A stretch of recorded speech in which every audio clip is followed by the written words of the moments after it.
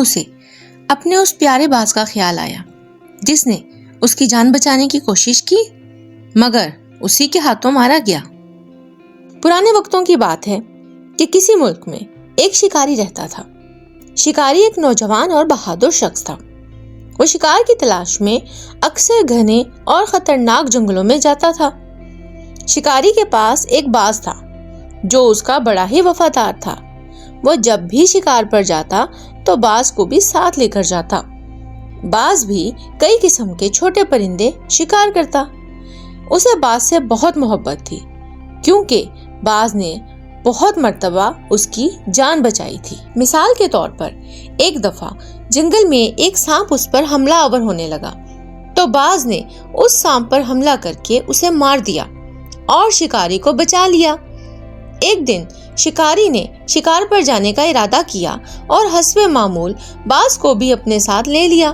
وہ ایک گھنے جنگل میں پہنچ گیا جہاں جنگلی جانوروں کی کثرت تھی۔ اسے شکار کرتے ہوئے 2 دن گزر گئے تھے۔ تیسرے دن وہ راستہ بھٹک کر ایک صحرا میں جا پہنچا جہاں چاروں طرف ریت ہی ریت تھی۔ اس نے راستہ تلاش کرنے کی بڑی کوشش کی مگر کامیاب نہ ہو سکا۔ گرمی کی وجہ سے پانی کی شدید طلب ہو رہی تھی مگر ارد گرد کہیں پانی نہ تھا۔ گھومتے پھرتے اسے ایک سایہ دار درخت نظر آیا۔ شکاری پیاس اور تھکن سے چور تھا اس لیے اس نے صحرا میں سایہ دار درخت کا ملنا غنیمت جانا۔ شکاری اس کے نیچے جا بیٹھا۔ باز بھی اس کے قریب ہی بیٹھ گیا۔ شکاری کی پانی کی طلب اب بڑھتی ہی جا رہی تھی کہ اسے دور ایک درخت کے نیچے پانی کا چھوٹا سا تالاب نظر آیا۔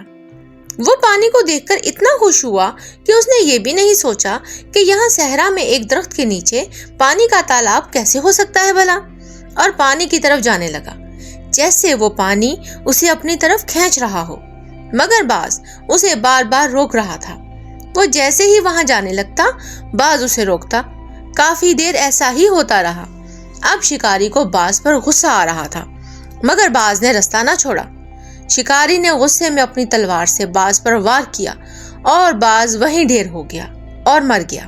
اب جب اس کا غصہ کچھ کم ہوا تو وہ درخت کی طرف بڑھنے لگا مگر یہ دیکھ کر اس کے پاؤں وہیں جم گئے کہ درخت پر بہت بڑا اژدہا بیٹھا ہوا تھا، اتنا بڑا کہ وہ تصور بھی نہیں کر سکتا تھا۔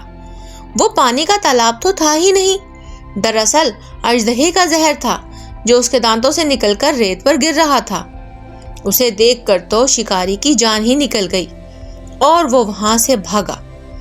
کسی طرح اسے اپنے گھر کا راستہ تو مل گیا مگر اس نے اپنے وفادار دوست کو کھو دیا تھا۔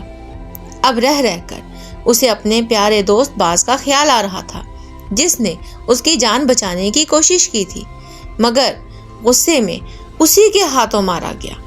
وہ بہت رویا مگر اب پچھتائے کیا ہوت جب چڑیاں چگ گئیں کھیت۔